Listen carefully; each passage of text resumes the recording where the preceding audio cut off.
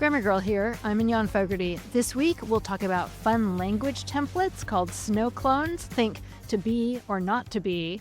And then we'll look at how to make abbreviations like RBI, plural. Imagine you're out with a group of friends and someone asks if you should stop to get some lunch. You might quip something like, to eat or not to eat? That is the question. Well, your little play on Shakespeare's famous line actually has a name. It's called a snowclone. It's a sort of phrase template that people endlessly remix, swapping in new words but keeping the familiar structure.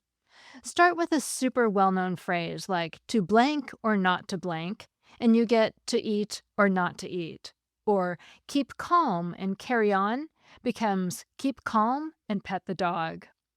And we have a very precise origin story for this particular neologism. The term snowclone was coined at precisely 10:56:57 p.m. on Thursday, January 15th, 2004, on the popular linguistics blog LanguageLog. Linguist Jeffrey K. Pullum was complaining about a journalistic trope, the claim that Eskimos have an unusually large number of words for snow. He noted that journalists continually adapted this into statements like, if Eskimos have N words for snow, surely Group X has Y words for Z. And he wanted a name for this adaptable fill-in-the-blank phrase structure. So economist and screenwriter Glenn Whitman suggested snowclone, and that's how we arrived at a clever term for this linguistic quirk. Now, it's worth noting for the record that the Inuit people use more words to describe snow than we typically do, but the claim that they have hundreds of words for snow has been exaggerated over the years. And if you want to dig really deep into the details, I did a whole interview with Charles Kemp on the Inuit words for snow controversy back in episode 1155. So anyway, the key feature of a snowclone is that it's instantly recognizable even when you swap out words. If I say podcasts are the new blogs, you'd likely understand that I'm playing on the well-known fashion cliche, pink is the new black. And that phrase became the title of a book and Netflix series, Orange is the New Black. That's how embedded snowclones can get in pop culture. Researchers have described snowclones as customizable phrasal templates. Our brains love them because they deliver two things at once, familiarity and novelty. We start with a familiar phrase, the structure, like X is the new Y. That's stored in our memory, but then the new variation gives us a delightful twist. Snowclones also spread easily, especially through memes and internet culture. Once a phrase becomes culturally famous, people can generate new, clever versions almost automatically from its basic structure. That's why, 400 years later, people are still riffing on to be or not to be, with things like to binge watch or not to binge watch, or to nap or not to nap. In fact, although the term snowclones is newish, the underlying human tendency to play with language is ancient. The bard himself gave us more than one formulaic expression that we can twist into something else. Think of brevity is the soul of wit from Hamlet. You might hear modern variations like brevity is the soul of email, but it's pretty likely you recognize the centuries-old source. Another surprisingly old snowclone is one man's meat is another man's poison. But wait, that's probably not the phrase you're familiar with. It's one man's trash is another man's treasure, right? Well, nope. The older proverb is absolutely one man's meat is another man's poison. And it literally goes back at least as far as the Roman poet and philosopher Lucretius, who lived from about 99 to 55 BCE. He wrote a piece called On the Nature of Things and said, roughly, what is food to some may be bitter poison to others. Now, that's not exactly the old English wording, but it's the same thought. People's tastes and temperaments are different, and what benefits them might not benefit someone else.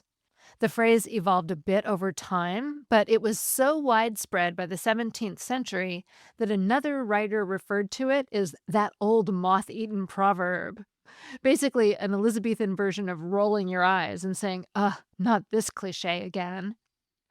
The version one man's trash is another man's treasure is a snow clone from a time before we had a name for the phenomenon, but it's still pretty recent in language terms, becoming more widespread in the 19th and 20th centuries.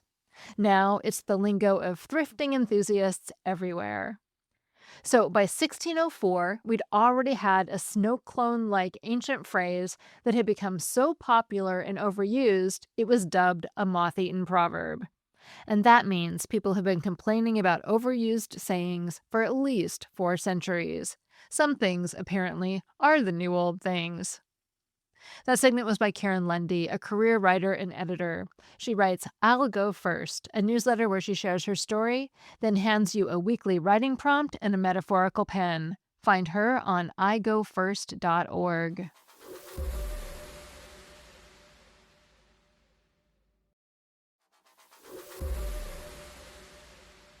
I couldn't resist adding a second short tip this week because with baseball season underway, it's a good time to answer questions from listeners who've asked how to make an abbreviation such as RBI plural.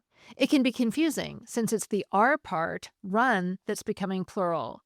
Should it be RSBI or RBIs or something else? Even though it doesn't make absolute logical sense, you make initialisms and acronyms plural by adding an S to the end, no matter what part would be plural if you wrote the whole thing out. So even when it would stand for runs batted in, you write it as RBIS with a lowercase s on the end. You'll sometimes hear baseball fans argue that you shouldn't add the S because RBI stands for runs batted in. So why not just say he drove in 100 RBI? It's a reasonable objection, but not the standard recommendation. I can confirm that the Associated Press, the Chicago Manual of Style, and Merriam-Webster all recommend RBIs for the plural. In the past, some publications used apostrophes to make acronyms and abbreviations plural. So, for example, a decade ago, it was common to see something like RBIs or CDs with apostrophes in the New York Times. But today, all major publications and style guides I'm aware of recommend simply adding an S without the apostrophe. There's one place the apostrophe does hang on, though, making a single letter plural. A pitcher who records 10 strikeouts has 10 Ks with an apostrophe, not 10 Ks, just KS, because KS is hard to read. But that's a narrow exception for lone letters. Whether you put periods after the letters in an acronym such as NASA or an initialism such as RBI is a style choice, but neither the Chicago Manual of Style nor the AP Style book recommends using periods. So the bottom line is that the most accepted way to abbreviate runs batted in is RBIs with just a lowercase s on the end and no periods. Finally, I am out of recordings of your FAMILECT, so I'll tell you one of my own this week, but get thinking. I know everyone would rather hear your stories, so if you have one, send it to me. The instructions are in the show notes, and it's easy. So Pat and I go for a lot of walks in our neighborhood, and it's very quiet, so we usually just walk down the middle of the road. But every once in a while, a car will come, and then we're scrambling to get out of the way because it's such a surprise. And sometimes I can't decide which way to go and weave around a bit. And we'll laugh and say, "Quail maneuver B," because it reminds us of the quail who run around erratically when they see us, like Keystone Cops after Plan A didn't work. So one of our FAMILECTs is to use quail maneuver B to describe anyone who quickly weaves around like an anxious quail. Grammar Girl is a Quick and Dirty Tips podcast. Thanks to Nat Hoops, Morgan Christianson, Rebekah Sebastian, Maram Elnagheeb, Stephen Schapansky, Holly Hutchings, and Dan Feierabend, who rearranges his living room furniture so often that the recliners are on sliders. And I'm Mignon Fogarty, better known as Grammar Girl. That's all. Thanks for listening.